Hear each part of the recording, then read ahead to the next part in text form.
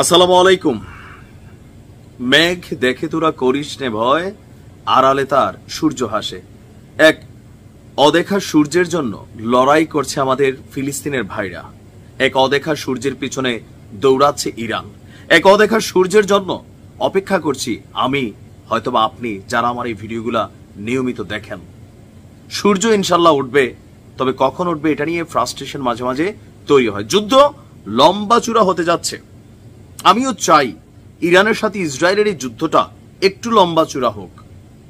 দর্শক, একদিকে যখন আজকে সারা দিন যাবত ইরান একের পর এক ধাঁচা ধাঁচ হামলা চালিয়েছে, অভিযান চালিয়েছে, এবার কিছুক্ষণ আগে আবারও পাল্টা অভিযান চালিয়েছে ইসরায়েল। দর্শক, ইসরায়েল নতুন করে ইরানের আরো বেশ কয়েকটি প্রদেশে হামলা চালিয়েছে।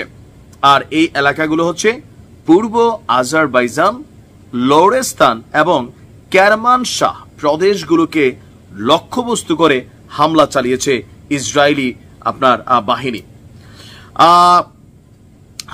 ফার্স সংবাদ সংস্থার বরাত দিয়ে এই তথ্য প্রকাশ করেছে সিএনএন। বলা হচ্ছে যে ইরানের উত্তর পশ্চিমাঞ্চলের পূর্ব আজারবাইজানের 4টি এলাকায় বিস্ফোরণের ঘটনা ঘটেছে।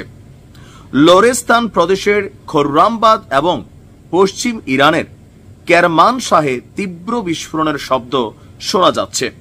সংবাদ সংস্থায় প্রকাশিত একটি ভিডিওতে দেখা যাচ্ছে যে আজারবাইজান প্রদেশের তাবরিজে প্রচন্ড ধোঁয়া উঠছে।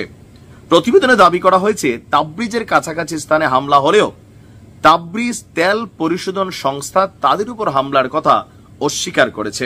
আওয়াজ উঠেছিল ইরানের যে বৃহত্তম তেল পরিশোধন সংস্থা তাবরিজ তেল পরিশোধন সংস্থা সেইখানে হামলা চালিয়েছে, এবার তারা বলছে ওইখানে হামলা হয় নাই।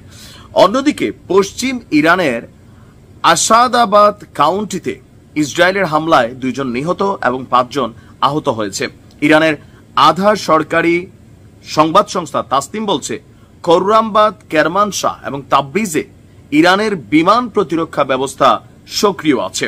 তবে ইরানি কর্তৃপক্ষ এখনো হামলার বিষয়বস্তু সম্পর্কে স্পষ্ট কোনো বক্তব্য দেয়নি। 2-3 ধাপে ইরানের বিভিন্ন অভিযানের পর ইসরায়েল তাদের আরো এক ধাপে অভিযান শুরু করলো। তবে এই অভিযানটা আজকের দিন থেকে শুরু করে বিভিন্ন জায়গায় ধাপে ধাপে হয়েছে। এর মাঝখানে ইরানের যেই কি বলা হয় যে বিস্ফোরক রাখার যে কিছু জায়গা আছে সেই জায়গাগুলোতে কিন্তু বিস্ফোরণ ঘটানো হয়েছে।